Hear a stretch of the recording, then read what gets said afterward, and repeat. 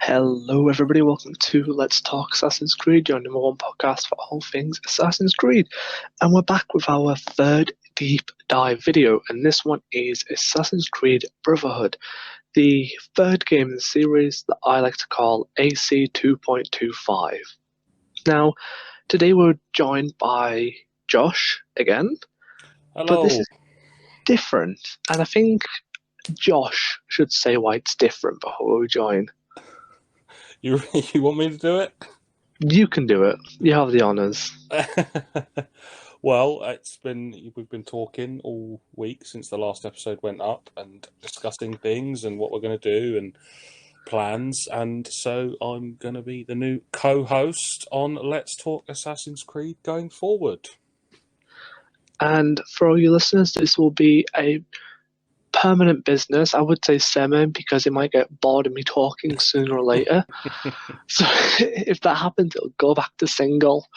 But for the foreseeable future, and when available, Josh will be taking part in all episodes, which I can't tell you how excited I am for this. No, I'm excited too. Absolutely honoured to be asked, and really looking forward to what we can come up with and how we can keep entertaining people as much as possible. Well, I could do a funny dance, but nobody's watching. Well, no, it'd be just for you, that one. So, Brotherhood. Let's get into it, and I'm gonna shout out a disclaimer before we start. So, it's come to my attention that I may have been a bit fanboyish with the last two reviews. And by fanboyish, I may have been holding back on some critical information. So, going forward, some people have mentioned that I need to be more honest. I'm not going to be as fanboyish because I do love the games, but I do have my own nitpicks. So, not all games going forward will be shining bright. It'll be truth, how I saw it at the time, but it does not mean the games are rubbish. I still enjoyed them. So, I'll get that out of the way before I get myself in trouble. There you go. Good.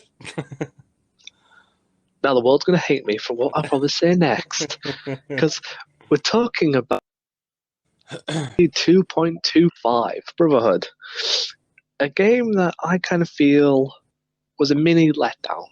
It's a great game, don't get me wrong, I love it, but it was still a letdown. It didn't feel like it improved on 2. The mechanics felt very similar, and the story felt very smaller than 2, which I found was weird. I thought it should feel as long as 2, but it felt like cut short at times. I don't know if that's just me. Well, I think we've had that discussion kind of just between the two of us, in a sense of 2 felt bigger, I think, because of what you achieved as part of 2's story. In terms of, I think we touched on it last week, going from this person who knows nothing and you have to learn everything. You go on this massive journey with this character.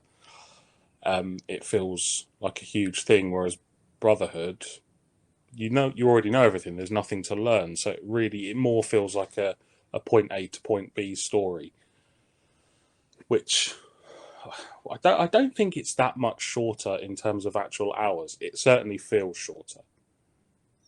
And I think that's probably where it sits. I would agree that. And like I did say, it is a good game. I think if I got a chance to replay it, I would, because the actual Brotherhood mechanic where you could recruit any Brotherhood was cool, but I did wish it was more fleshed out at times. You know how we have now Odyssey where you can call in your lieutenants. I can't remember, I will admit, guys, I've not played it since it officially came out, so I can't remember if you could just randomly call in your recruits. You can, yeah, but it's only their limited time, and it is to carry out assassinations, basically.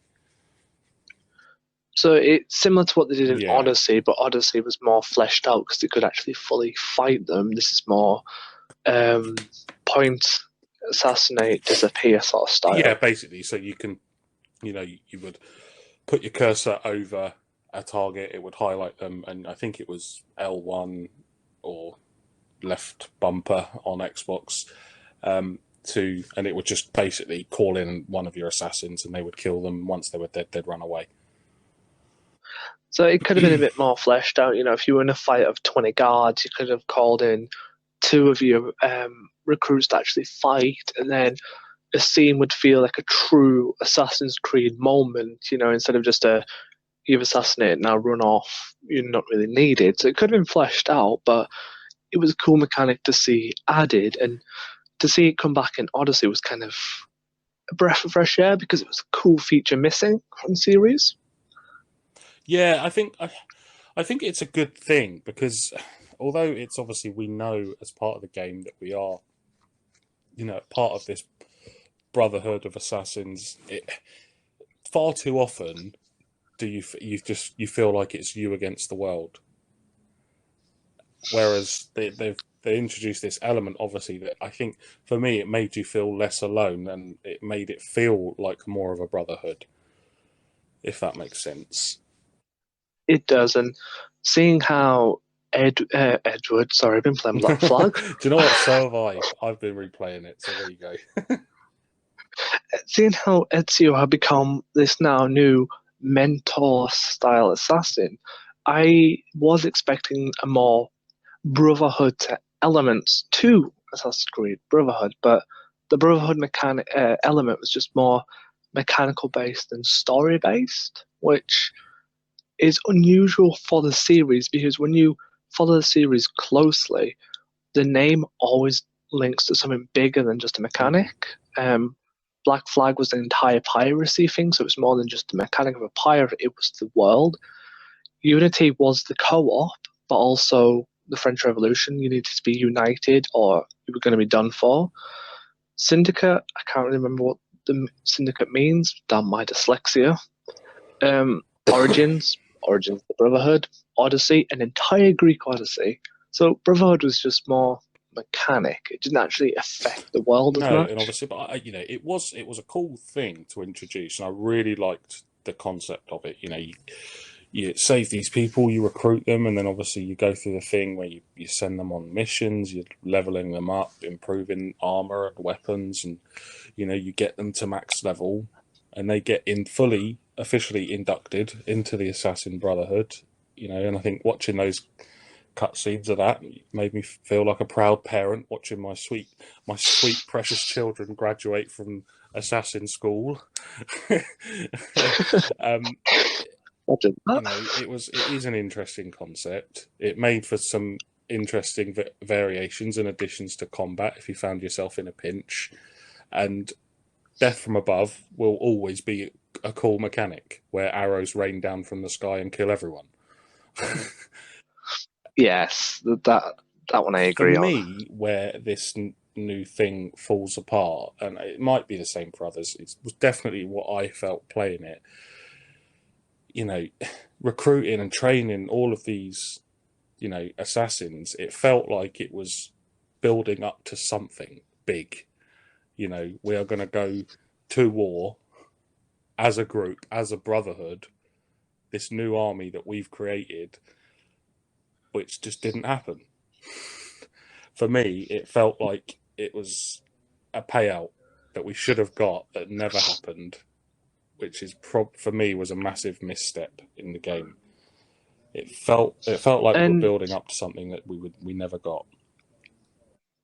and I totally agree with that. And I think it may be something they're trying to recreate back in Valhalla with the raid party, which just seemed, you give them their own tattoos, you do level them up, but this time they're actually going to be more by your side in raids. So maybe this is them learning from the mistakes. But from what I'm hearing and from what I've played as well, it seems Brotherhood did fall short in the story department, which isn't bad because Ezio was still a fleshed out character that was amazing, but its strong suit had to be in the gameplay elements that I'm going to slide right in here, so please don't shoot me, is basic RPG mechanics.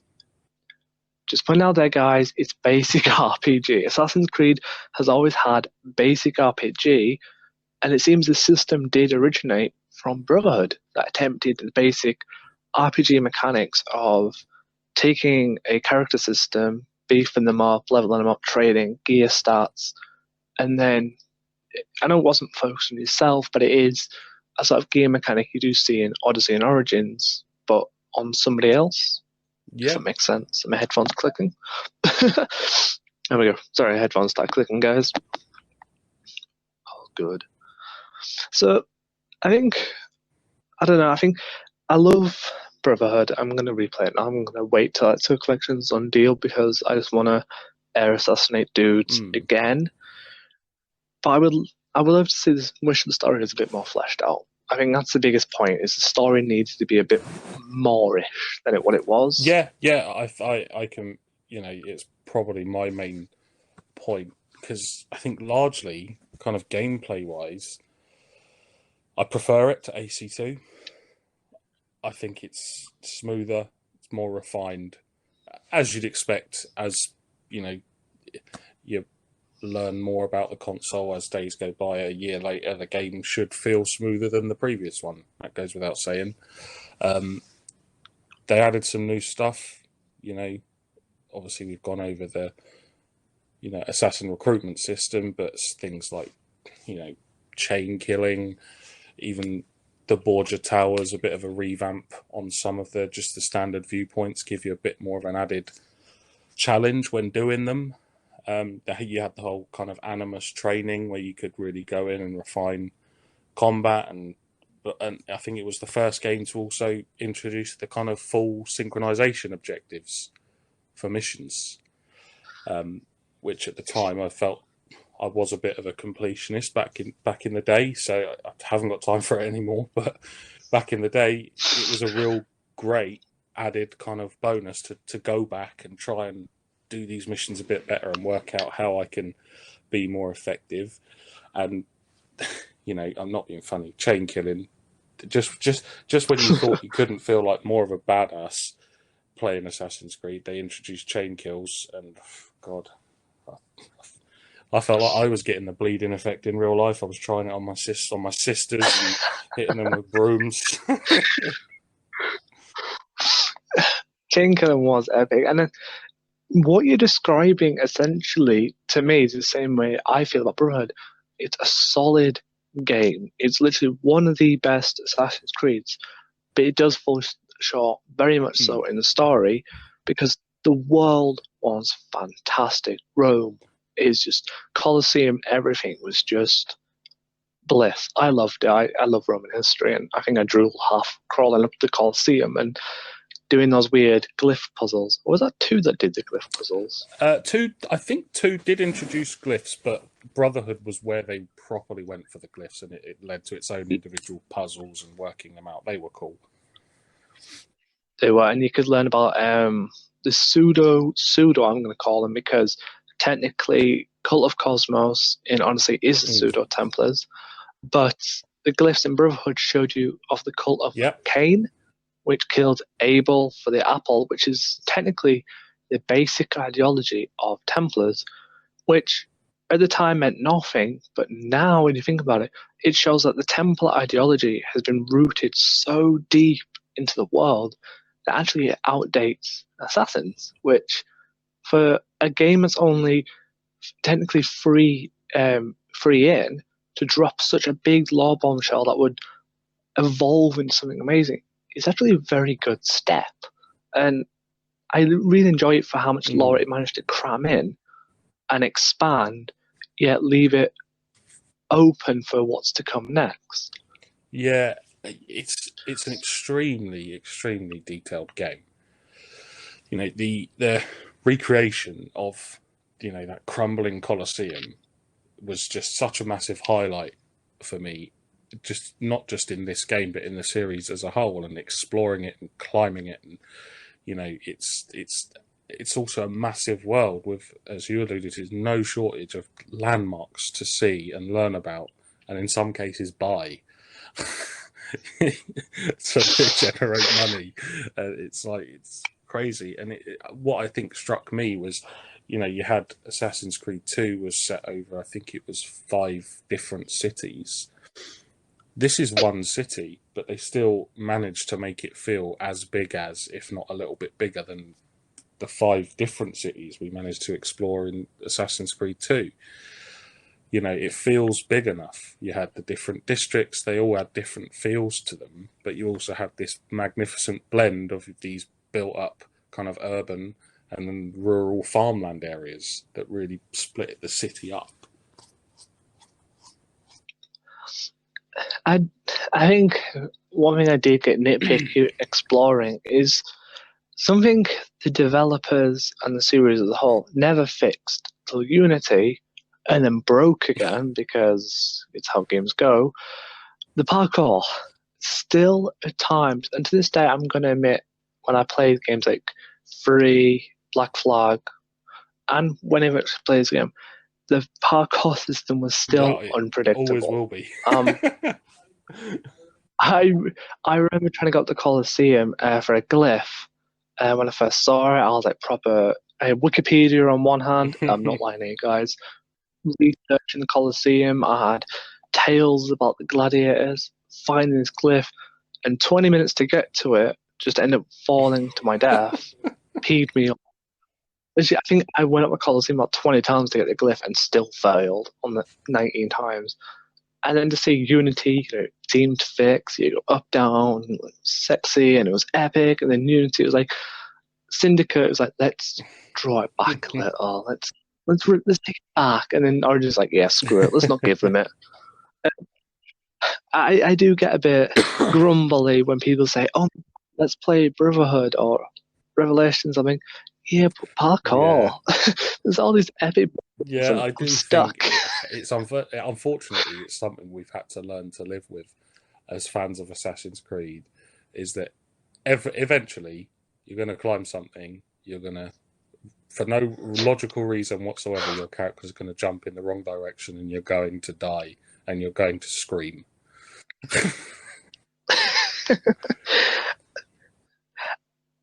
I think personally, my most fondest memory of screaming and I kid you not, rage quitting Assassin's Creed because I was very tired that day was I was trying to get up to one of the viewpoints. It was going smoothly, and I spent 5 minutes trying to jump to a ledge. And I was like, I can do this. And he wouldn't jump. I tried and tried until he jumped to his death. And I started thinking to myself, you can climb near impossible buildings. You can climb the Colosseum. Why can't you jump to a ledge?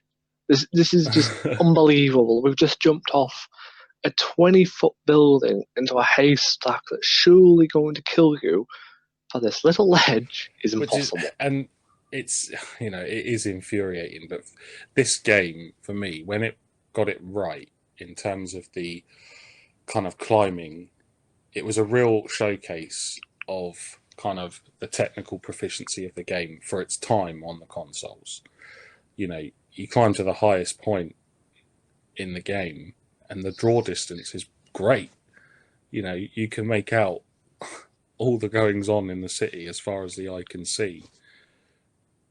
Obviously, you might have to deal with accidentally jumping off and dying first, but when you get to that point, it is a marvelous thing to look at.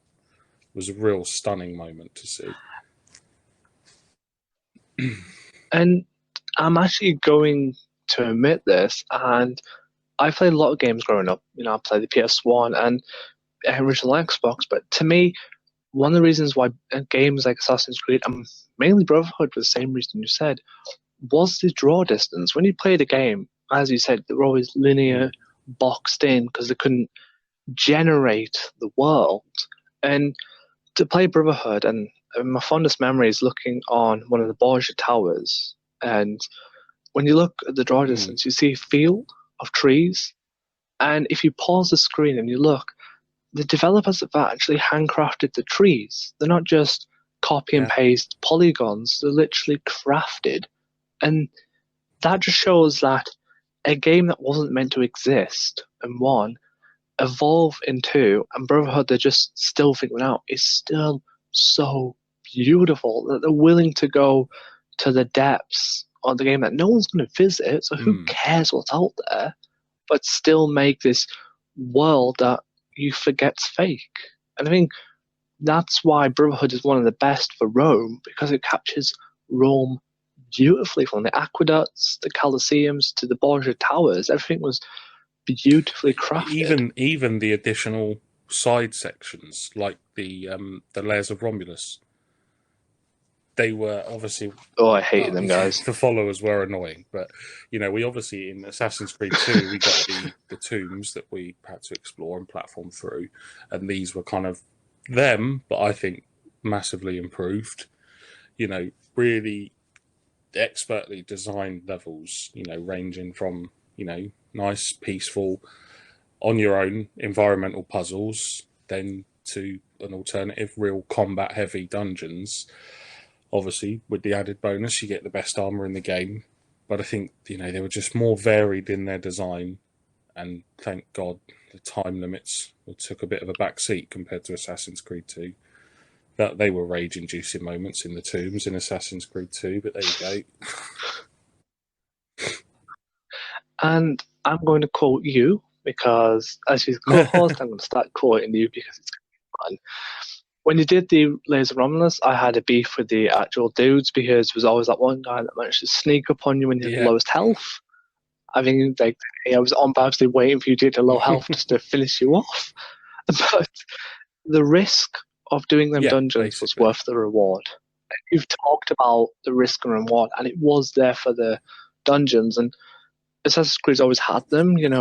There's I'm going to skip 3 because I'm still playing it, so I'm trying to remember it. But Black Flag had the Temple Keys. That was definitely worth the risk and the reward. Origins had that epic Isu armor, which I still have beef over that game and that stupid platinum trophy. But when we get to that video, guys, I'm going to complain about the platinum trophy like hell.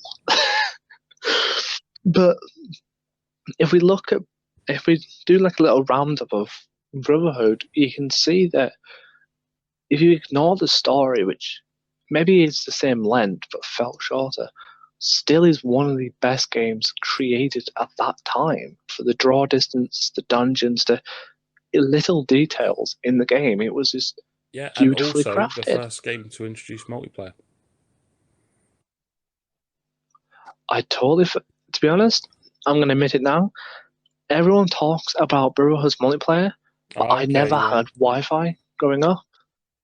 So I never knew Brotherhood had Wi-Fi had multiplayer till 2 years ago. I'm going to admit it, I'm a hardcore AC fan, but I never knew it had multiplayer. And I'm so disappointed that I missed multiplayer. Because it was good, and it was quite clear when playing it that they didn't just add it as a bullet point. It seemed like all the games at the time just were putting multiplayer in for the sake of having a multiplayer mode. But they, created a fully fleshed out, polished multiplayer experience. A real simple concept, kill or be killed. But they gave it the Assassin's Creed spin. You're tracking your target, but you're also being tracked at the same time. So, but you get more points awarded, the better your assassination is for staying undetected or doing a ledge assassination or a flying assassination. It was really, really good, and it was, they gave it the attention that it deserved rather than just tacking it on to the game for the sake of it. I feel so bad that I missed that feature. I wish I had Wi-Fi back then to play that, and I don't think the Ezio collection will have the multiplayer, but I'm going to do some research into that because if it does, I am going to be annoying dudes by hiding in hell bushes.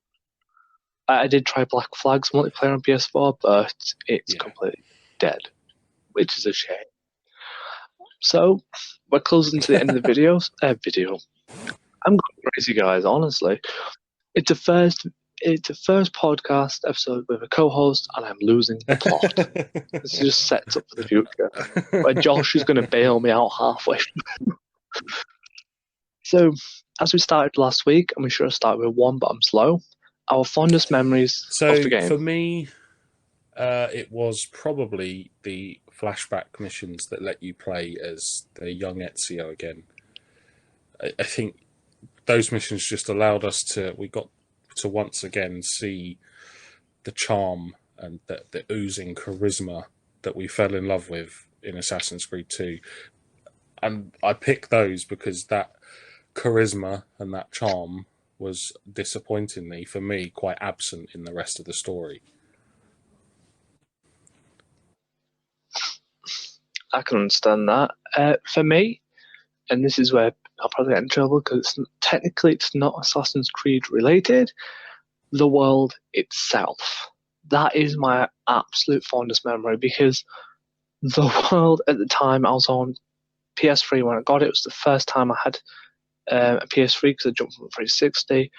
And to see this whole Rome in HD, because I had a HD TV for the first time, was just breathtaking. And to walk through it, see the streets alive, see the incredible draw distance and fields, and then the annoying little dungeons where some dude will sneak up on you for no reason, still was worth it. And I'm now Absolutely missing fair point. I might go buy the Ezio collection at one point. You've convinced me I need to go get myself some Ezio fix. So, why don't we do our nice little we come to where it all matters, scores on the doors. And I get lynched for giving it a bad score or something. I'll go first. No, do you want to go first? Or should I? So my score for Brotherhood is a 4 out of 5. I thought it was a really polished game, and for me personally, it improved a lot of things from Assassin's Creed 2, with the exception of the story, which unfortunately was some way off the kind of standards we were expecting, given how good the story was for Assassin's Creed 2. If the story had been as good as Assassin's Creed 2, it could have been a real contender for the Game of the Year, and it could even be an overwhelmingly best game in the series. I just instead felt like I was left with a feeling of what might have been, and for me, probably the first big misstep from Ubisoft. And for me, this is where I get lynched and my podcast probably review bombed, but okay, yeah. 3.5. It's the lowest rating I've given so far, but the main reason is with all of its qualities and charms and my absolute insane love for the game, I joined Assassin's Creed 1 for the story. I was so engrossed in the story that when I played 2 story, I never wanted 2 story to go. I wanted to continue playing it. And when I do reflection on Brotherhood now, Brotherhood story just feels like a DLC type story. It's good. It's a really good way to flesh Ezio out, but I wanted more, and I was left tasting for more, and I did feel like I completed it too quickly. It's not a knock at the game because I think the game is fantastic. I just wanted more story. It's probably a case of, insert DJ Khaled meme, suffering from success. The story wasn't bad. I enjoyed it. I thought it was good. I thought it was relatively memorable. But when you're only a year out from from Assassin's Creed 2, which for the time for me defined what a single player story should be like, should make me feel, it was just disappointing. I like I liked it, but it should have been a lot better than what we did get in the end. And that would always sting a bit, but. And I agree with you there. And I do actually think, and it's a point that I'm probably going to repeat until the last week, it actually proved how a year apart would actually cripple Assassin's Creed in the long run. Because if they had more time to work on it, I think the game would have been a bit more fleshed out story-wise. And as you said, I think it would have become the greatest game in the series. That's what I feel. Had they nailed the story, I don't think it would even be a discussion point about what the best game in the series is. And I'm going to agree there. Goes to show how badly they messed it up. Yeah, and it just shows that you can throw all the best world details in and all the best mechanics today, But if your story is lacking the previous game, then it's going to fall a tiny bit short. But as we're hitting the 30-minute mark, as always, this is just our personal opinions. We love to hear everyone else's, and we're both respectful of everyone's opinions. As it seems, as a quick sum up, because I think we should do a little sum up from now on. Game is fantastic. Great world, great gameplay, but the story could have been more, and that's what may, for some people, have lost it some points. So thank you all for tuning in, and I forgot what day of the week it is, Saturday next week, we'll be looking at that's going to be an Revelations, interesting one. the final part of the Ezio trilogy. That'll be a fun one. Revelations. Look forward to that. Oh yeah. Oh, Just wait till we get to Free and Unity. Some of the most. If you ask anyone in the community about they think about Free and Unity and Odyssey, you'll know that there's a little divide. So we're gonna have some fun, guys. But as we always say every week, this is our personal feelings, and we love to hear yours. So let's sign off guys. and see you next week.